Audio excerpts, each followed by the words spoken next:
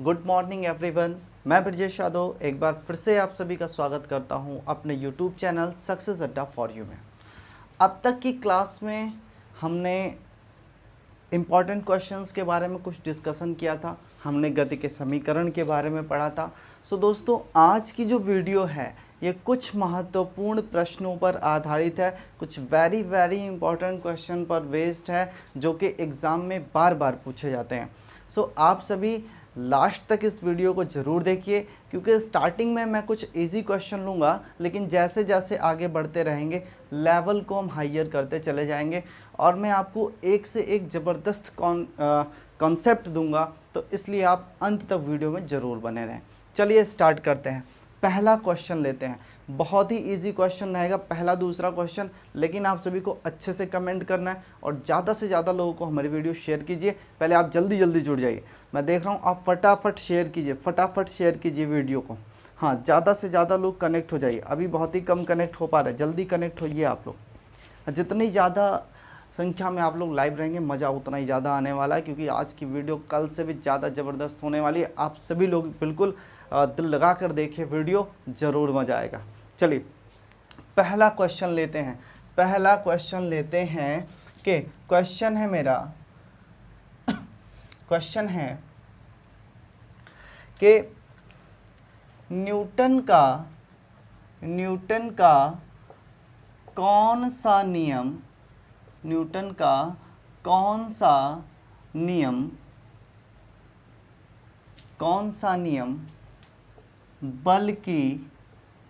बल की व्याख्या करता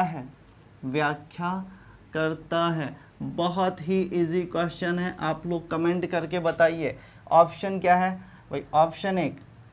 ऑप्शन ए पहला नियम, ऑप्शन बी दूसरा नियम, ऑप्शन सी तीसरा नियम,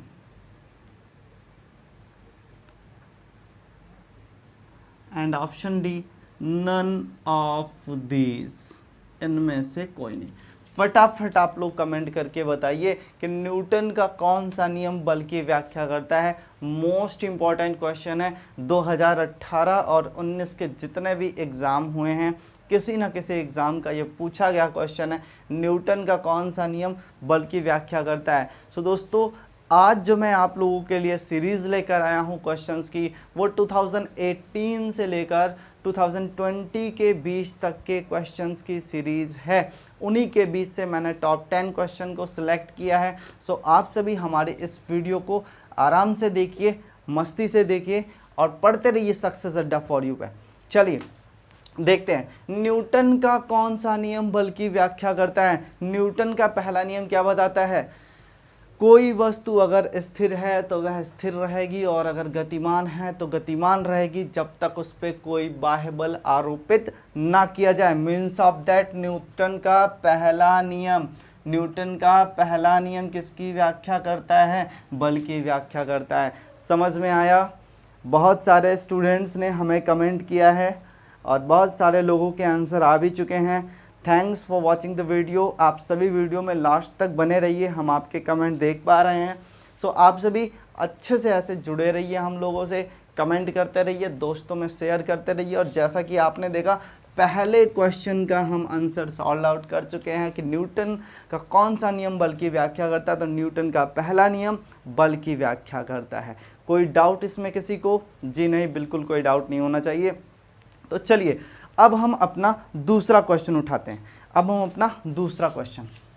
ठीक है, वीडियो में आप लोग लास्ट तक बने रहिए, क्योंकि मैं अच्छे क्वेश्चन यहाँ से सॉल्व कराने वाला हूँ। पहले दो क्वेश्चन इजी लेने का सिर्फ इतना मतलब है कि जब लोग ज़्यादा से ज़्यादा लाइव आ जाए फिर अच्छे क्वेश्चन डालना स्टार्ट करेंगे। चलिए क्वेश्चन है हमारा, नेक्स्ट क्वेश्चन है क्वेश्चन नंबर 2। एक नियत वेग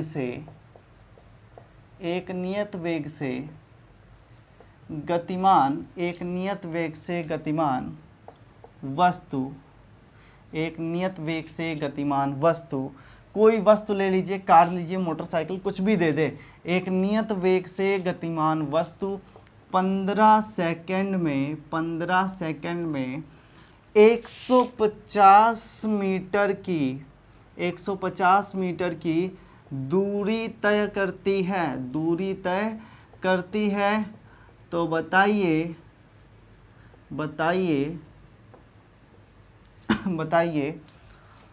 त्वरण क्या होगा। क्लियर है? वीडियो क्वालिटी क्लियर आ रही है? सबको अच्छे से समझ में आ रहा है? कमेंट करके आप हमें ज़रूर बताते रहें। चलिए, तो इसका पहला ऑप्शन ए दे देते हैं हम, 10 मीटर प्रति सेकंड स्क्वायर।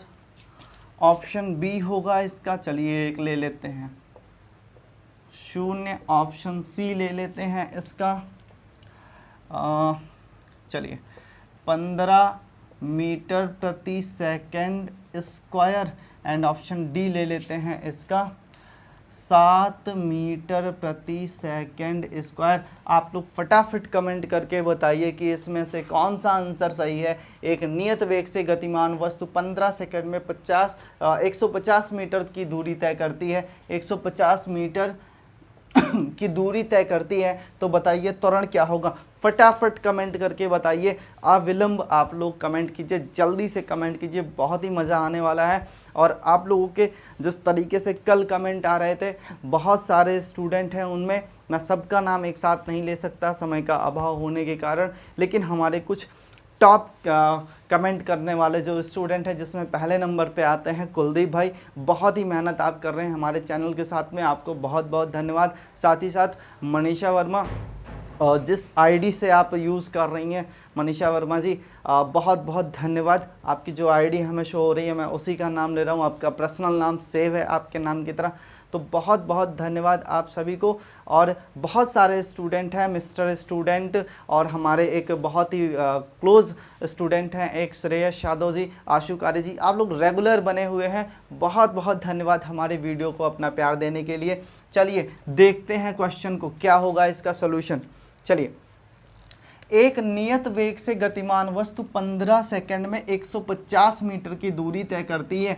15 सेकंड में कितनी? 150 मीटर की दूरी तय करती है। तो कहीं आप वेग लगाने में मत भूल जाना कि भैया आप वेग निकालना शुरू कर दो, 150/15 रखो और ऐसे काट दो, आंसर 10 आ जाएगा, आप पहला टिक कर दोगे। बिल्कुल गलत हो जाएगा, ऐसा आपको कभी भी नहीं करना है, ऐसा आपको कभी भी नहीं करना है। जो कॉन्सेप्ट मैं दे रहा हूँ पहले उसे आप समझिए। है क्या कॉन्सेप्ट? भैया क्या कह रहा है? एक नियत वेग से गति कर रही है, मीन्स ऑफ दैट वेलोसिटी क्या है? कांस्टेंट है, वो नहीं बदल रही है। और त्वरण कहते किसे हैं? वेग परिवर्तन की दर को त्वरण कहते हैं। मीन्स ऑफ दैट जब वेग में परिवर्तन होगा तभी त्वरण उत्पन्न होगा। यहाँ पे वेग परिवर्तित हो ही नहीं रहा है, मीन्स ऑफ दैट त्वरण मतलब कुछ नहीं है। आंसर इसका बी सही हो जाएगा, 0। बोलो समझ में आया? समझ में आ रहा है दोस्तों? आप हमें ज़रूर टैग करके बताइए कि आपको वीडियो कैसी लग रही है, पढ़ने में मज़ा आ रहा है या नहीं। फटाफट आप इस क्वेश्चन का स्क्रीनशॉट ले लीजिए, फिर हम अगले क्वेश्चन की तरफ बढ़ते हैं। चलिए, तो जो लोग हमसे नए कनेक्ट हो रहे हैं वो वीडियो को लाइक शेयर और सब्सक्राइब जरूर करें, अपने फ्रेंड सर्कल में बिल्कुल आग की तरफ फैला दें और हमारे साथ बने रहें। चलिए फटाफट नोट कर लीजिए, अगला क्वेश्चन उठाते हैं। अगला क्वेश्चन बहुत ही इजी क्वेश्चन है। एक मैं आपको थ्योरेटिकल क्वेश्चन दूंगा, ऑब्जेक्टिव दूंगा, उसके बाद दूसरा न्यूमेरिकल दूंगा, लेकिन बहुत ही मज़ा आने वाला है आज के सीरीज़ में। चलिए अगला क्वेश्चन उठाते हैं, क्वेश्चन नंबर थर्ड। एक नियत वेग से सॉरी ये क्वेश्चन हम करवा चुके हैं, नेक्स्ट क्वेश्चन लेते हैं।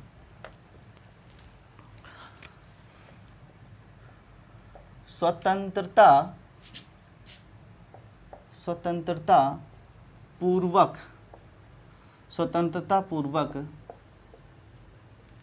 गिरती हुई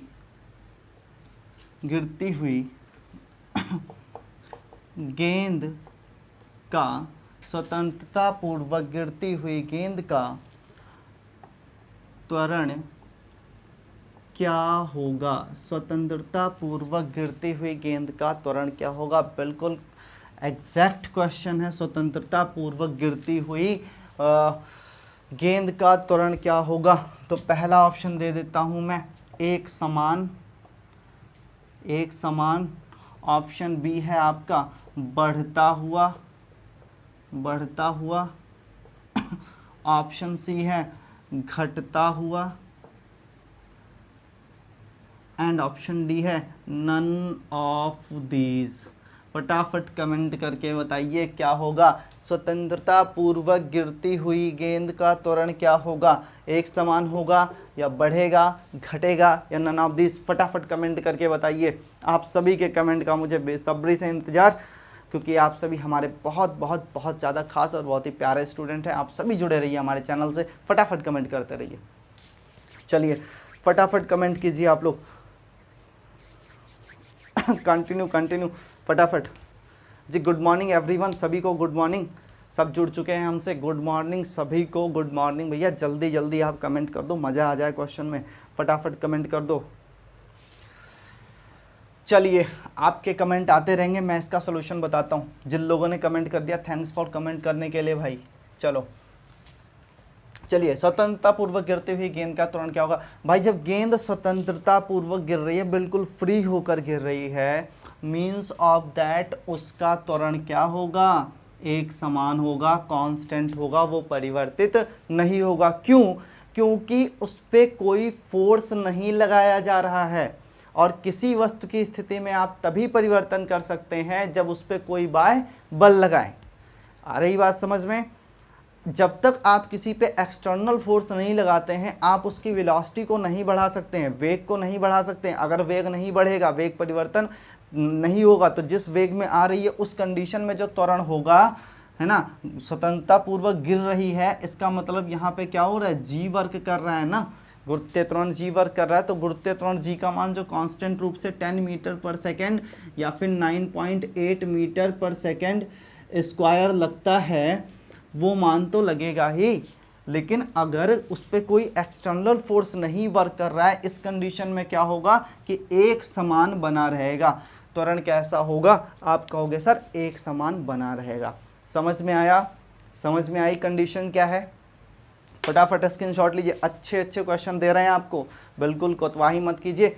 हमारी वीडियो को शेयर ज़रूर कर दीजिए। हम इतनी मेहनत करके आप लोगों के लिए वीडियो बनाते हैं, और आपको क्या करना होता है? फ्री में बैठ के पढ़ना है और सिर्फ शेयर कर देना है। तो शेयर करने में बिल्कुल भी कोतवाही नहीं, जुड़े रहिए हमारे चैनल से। स्क्रीनशॉट लीजिए फटाफट आप लोग।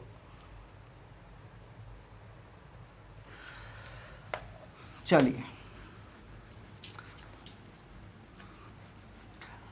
अगला क्वेश्चन जो ALP 2018 में पूछा गया क्वेश्चन है, प्री और मेंस दोनों के है एग्जाम में पूछा गया क्वेश्चन है, बहुत ही इंपॉर्टेंट क्वेश्चन है। चलिए क्वेश्चन क्या है? अगला क्वेश्चन नंबर 4 उठाते हैं हम। तो क्वेश्चन हमारा चौथा क्या होगा? चलिए, एक मीनार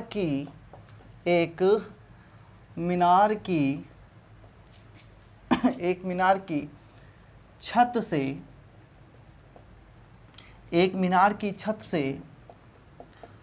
गिराया गया पत्थर, एक छत की मीनार से गिराया गया पत्थर धरातल पर एक छत की मीनार से गिराया गया पत्थर धरातल पर 4 सेकंड में पहुंचता है, 4 सेकंड में पहुंचता है, तो बताइए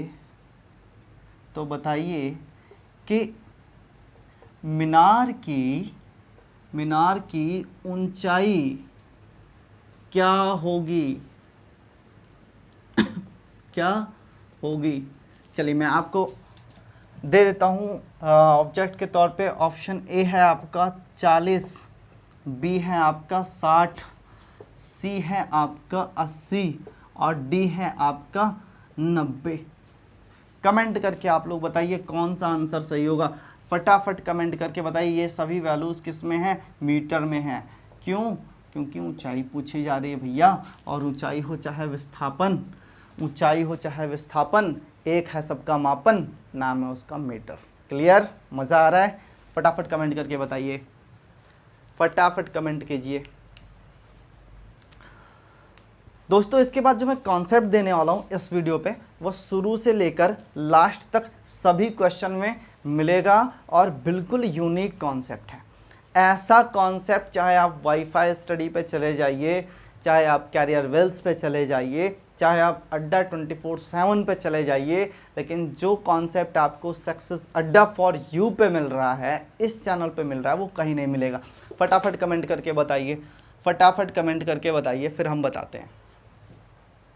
फटाफट कमेंट करके बताइए।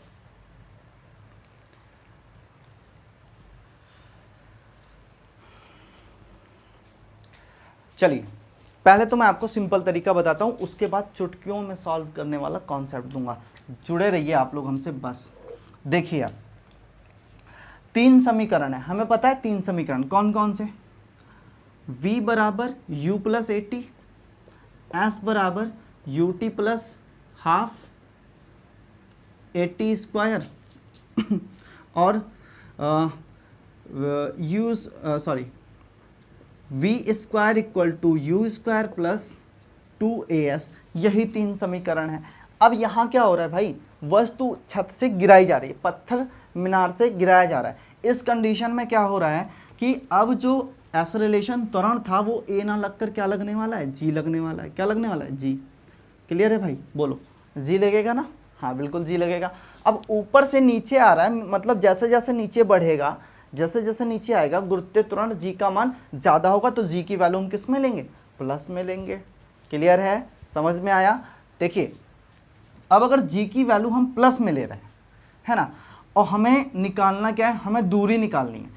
तो इसमें से आप बताइए, इसमें से बताइए हमें क्या क्या दिया गया। एक दिया गया हमें भाई 4 सेकेंड दिया गया है, तो ये क्या है, ये तो टाइम हो गया, ठीक है ना। तो हमें कोई भी क्वेश्चन ऐसा उठाना है जिसमें टाइम हो, ठीक। तो ये तो पहले ही कैंसिल, इसको हम नहीं ले सकते हैं, इसको नहीं ले सकते। क्यों नहीं ले सकते हैं? क्योंकि इसमें क्या है, टी है ही नहीं, और टी हमें दिया गया है, उसका यूज़ करना है, तो नहीं ले सकते। अब इन दोनों में टी है, निकालना क्या है भाई, निकालना हमें मीटर है ना। और इसमें देख रहे हैं, इसमें कहीं भी मीटर का जिक्र किया गया है, कहीं भी दूरी का जिक्र किया गया है नहीं किया गया, तो ये भी कैंसिल हुआ। अब यही एक फॉर्मूला बच रहा है जिससे क्वेश्चन सॉल्व होगा। बोलो समझ में आ रहा है? कॉन्सेप्ट समझ में आ रहा है ना। ये थोड़ा सा लेंदी जरूर है, लेकिन सॉल्व इससे होगा। इसके बाद जो मैं कॉन्सेप्ट दूंगा बिल्कुल यूनिक कॉन्सेप्ट है। आप 2 मिनट 1 मिनट वेट कीजिए, बताता हूँ मैं। तो S इक्वल टू क्या हुआ, you T plus half G T square, ये हमने पता लगा लिया कि ये फॉर्मूला यूज़ करना है। प्रारंभिक वेग क्या था जब छोड़ा गया होगा ऐसे, तो उस टाइम क्या रहा होगा वेलोसिटी भाई। ये मार्कर का ढक्कन मैं ऐसे छोड़ रहा हूँ, तो जिस टाइम मैंने छोड़ा उस टाइम उसकी वेलोसिटी 0, मतलब प्रारंभिक वेग क्या हो जाएगा, 0। तो ये वैल्यू पूरी 0 हुई। अब 1/2 कर दिया, है ना। जी की वैल्यू कितनी है जी की वैल्यू 10 ले ली है हमने। क्यों? मैंने पिछली वीडियो में बताया था, अगर आपको सीधी सीधी वैल्यूज़ मिलती हैं, सीधी सीधी वैल्यूज़ मिलती हैं और जी की वैल्यू नहीं बताई गई है, इसका मतलब आप 9.8 अगर लोगे तो कैलकुलेशन करने में कुछ ना कुछ एरर आएगी या फिर कुछ ना कुछ फ्रैक्शनल वैल्यू आएगी। तो इस कंडीशन में हम क्या करते हैं, इस कंडीशन में हम जी की वैल्यू को 10 ही लेते हैं। क्लियर? चलो अब देखो टी क्या है, टी क्या है आपका भाई, टी क्या है, टी 4 सेकेंड है। टी कितना, 4 सेकेंड, तो हमने यहाँ पे 4 ले लिया, इसको इससे कैंसिल कर दिया, है ना। सॉरी 4 का स्क्वायर होगा, ठीक। टी स्क्वायर है ना, तो ये 4 का स्क्वायर हो जाएगा, ठीक। अब 4 चौके कितना हो जाएगा, अभी कैंसिल नहीं करते हैं, 4 चौके कितना हो जाएगा, 16 हो जाएगा। तो 1/2 10 16, 2 एकम 2, 2 पंचे 10, 16 पंचे 80 हो गया। 16 पंचे कितना हो गया, 80 हो गया, 80 मीटर। तो ये तो आपका यहाँ से आंसर हो गया कि 80 मीटर से आ गया। बोलो भाई आ गया या नहीं, 80 मीटर आ गया, यहाँ से आंसर आ गया 80 मीटर। क्लियर है? मैं कहता हूँ इतना सब करने की कोई ज़रूरत नहीं है, इतना सब कुछ करने की कोई ज़रूरत नहीं है, इतना सब करने की कोई ज़रूरत नहीं है। इसका आंसर हम चुटकियों में निकाल सकते हैं। कैसे निकाल सकते हैं, कॉन्सेप्ट को आप समझिए।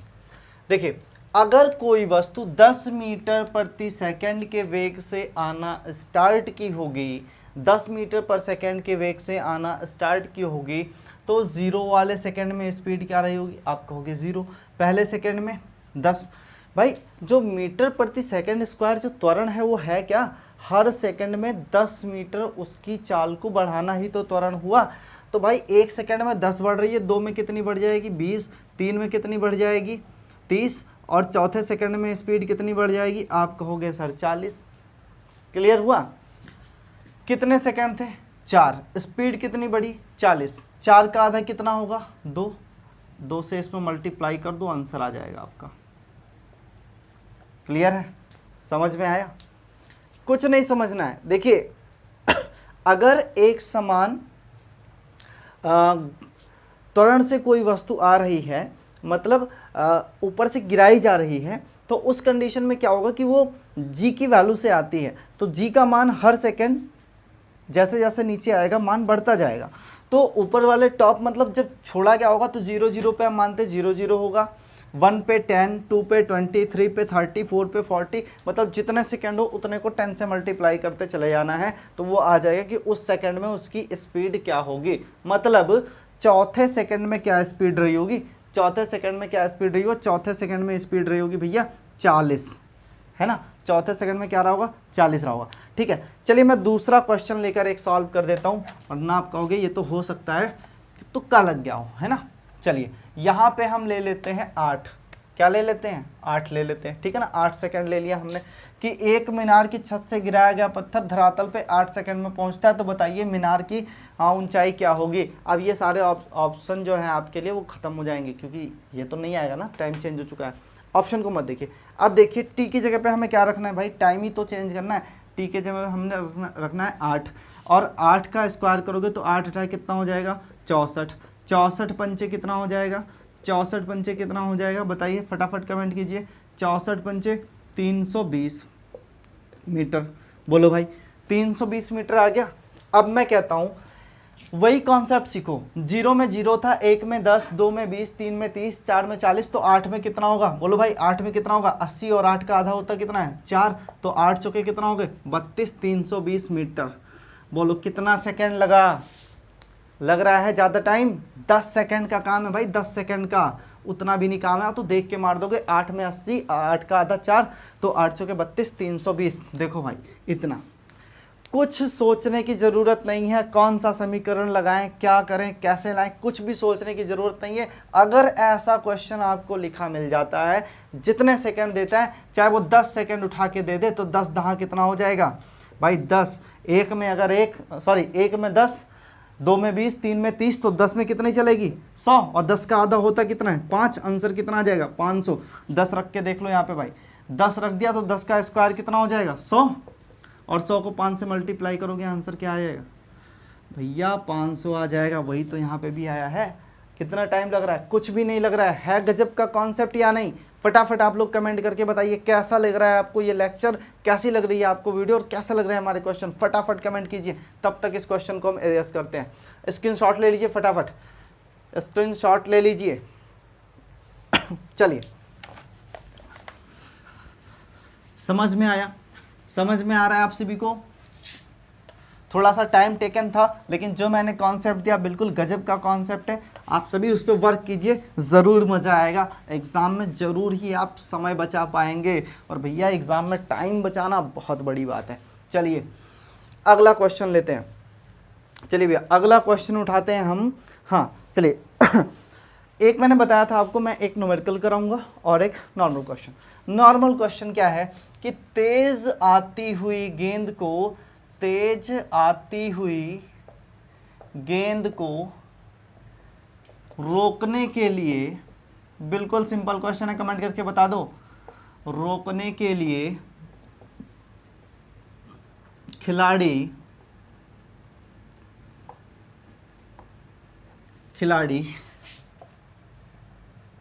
अपना हाथ पीछे क्यों करता है। वेरी इंपॉर्टेंट क्वेश्चन, एग्जाम में कई बार पूछा गया भैया। बहुत इजी क्वेश्चन है लेकिन पूछा गया है। और ऑब्जेक्टिव क्या है इनको आप जरूर देख लीजिए, ए बी सी और डी, इसके विकल्प क्या क्या हैं, ऑब्जेक्ट्स क्या क्या हैं। तो देखिए पहला विकल्प दे रहा है गेंद का वेग कम करने के लिए, गेंद का वेग कम करने के लिए, राइटिंग पे मत जाइए आप लोग, फटाफट कमेंट कीजिए। ऑप्शन बी है गेंद का संवेग कम करने के लिए, ठीक है। ऑप्शन सी है गेंद की गति कम करने के लिए। और ऑप्शन नंबर 4 है हमारा, ऑप्शन नंबर 4 है नई स्टाइल बनाने के लिए। चलिए कमेंट करके बताइए भैया, कमेंट करके बताइए। इसी साल 2019 के ही जूनियर असिस्टेंट का क्वेश्चन है, फटाफट कमेंट करके बताओ आप लोग, फटाफट कमेंट करके बताओ क्या होगा इसका सही आंसर। फटाफट कमेंट कीजिए आप लोग, देख रहे हैं कमेंट सभी के, फटाफट कमेंट कीजिए आप लोग। चलिए फटाफट कमेंट करके बताइए, फिर लेते हैं अपना नेक्स्ट क्वेश्चन। टाइम बहुत ज़्यादा हो रहा है, फटाफट कमेंट करके बताइए, हमें इशारा मिल रहा है भैया कि टाइम आपका ज़्यादा हो रहा है, फटाफट कर लो इसको क्वेश्चन।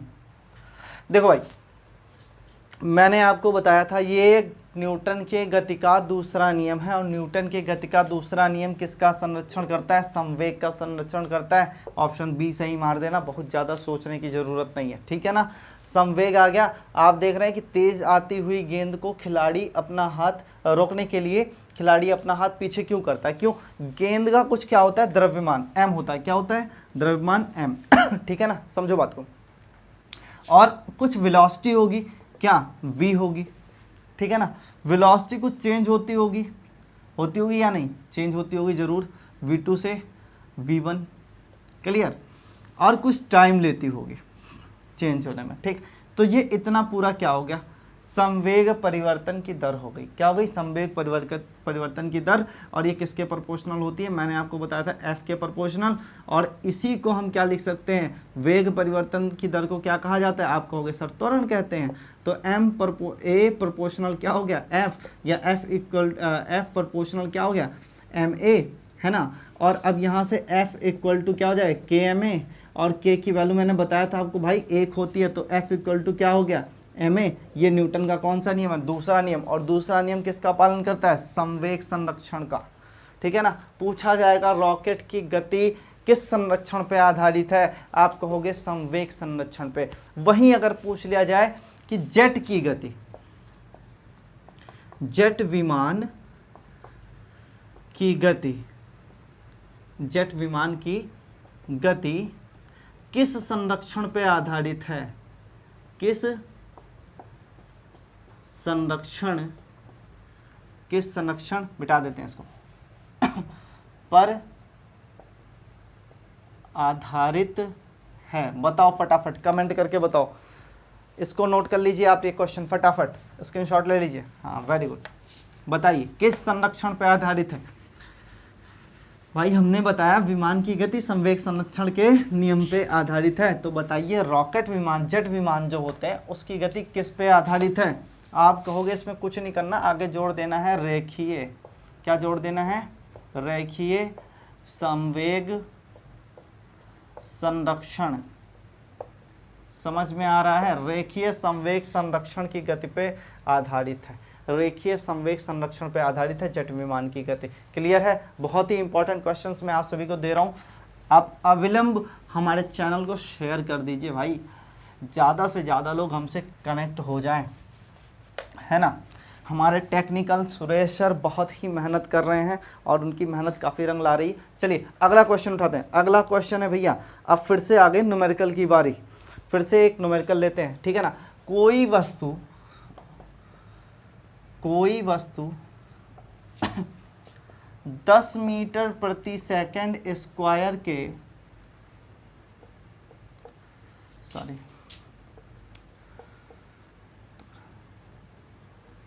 10 मीटर पर सेकंड स्क्वायर के त्वरण तथा 100 मीटर प्रति सेकंड के वेग से गतिमान है, बताइए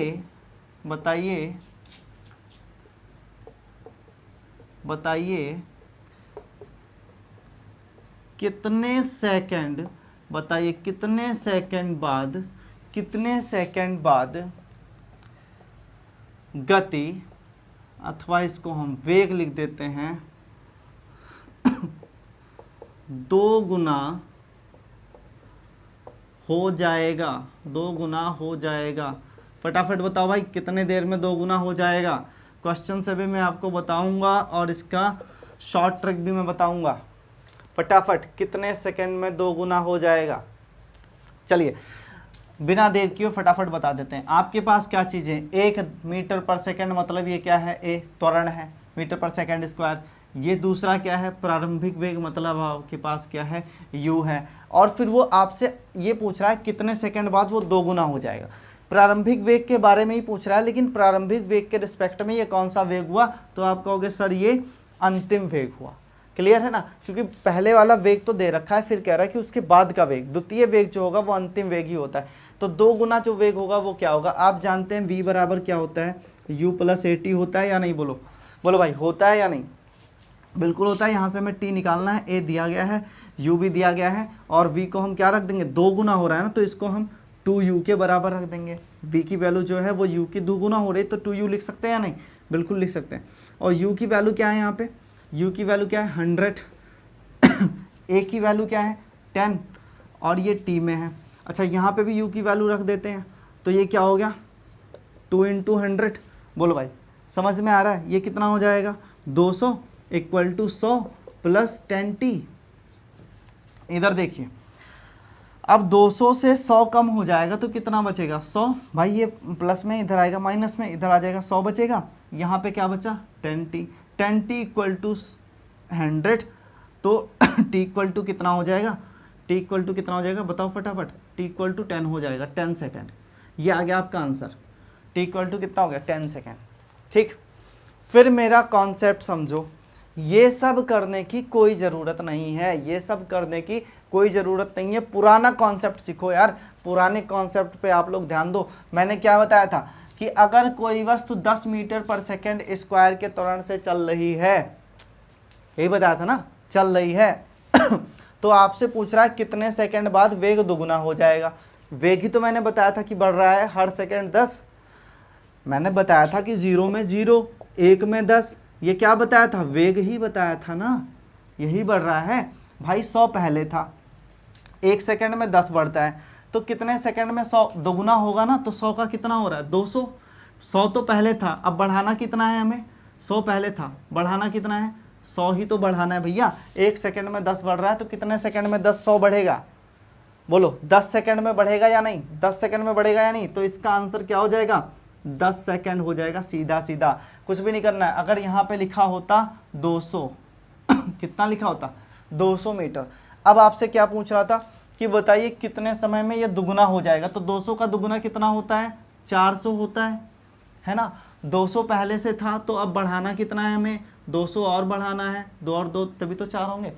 अब भाई 1 सेकंड में जब 10 बढ़ रहा है तो 200 बढ़ाना है, कितने सेकंड में बढ़ेगा, 10 से इसको भाग दे दो भाई, आंसर कितना आ जाएगा 20। लो कितनी देर लग रही है, मुश्किल से 10 सेकंड। ठीक है ना, समझ में आ रहा है कॉन्सेप्ट। ये सारे फॉर्मूले आप एक तरफ रख दो और रियल लाइफ में जियो।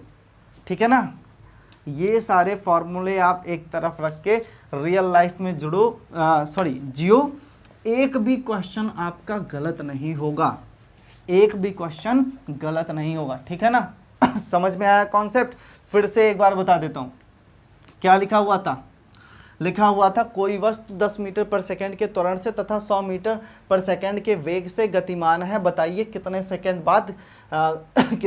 बाद वेग 2 गुना हो जाएगा। यही पूछा गया था ना। अब भाई 100 मीटर के वेग से पहले चल रही थी, दोगुना होने के लिए कितना होना चाहिए, 200 होना चाहिए या नहीं, बिल्कुल होना चाहिए। 100 पहले से था तो कितना हमें और चाहिए, 100 पहले से था कितना और चाहिए, 100 और चाहिए। 1 सेकंड में 10 हो रहा है तो कितने सेकंड में 100 हो जाएगा, तो आप क्या करो 10 से डिवाइड कर दो, आंसर कितना आ जाएगा 10।